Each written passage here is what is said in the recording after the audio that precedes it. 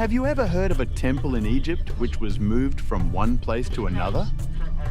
Just a little downstream of the Aswan Dam and Lake Nasser, we went to visit the Philae Temple.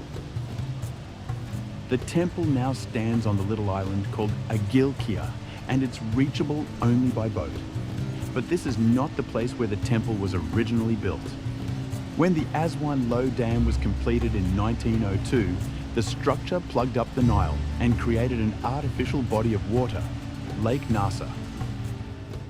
This ultimately flooded Philae Temple from December to March, with only its top peaking above the water.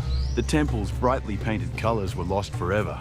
But luckily, a joint project between UNESCO and the Egyptian government rescued Philae from the Nile's waters.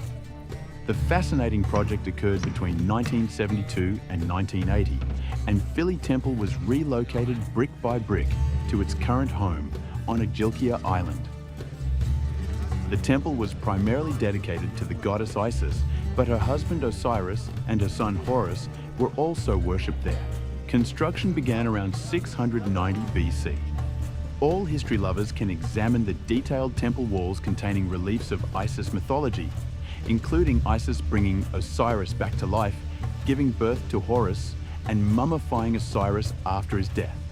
This place was quite special, and we all enjoyed our visit.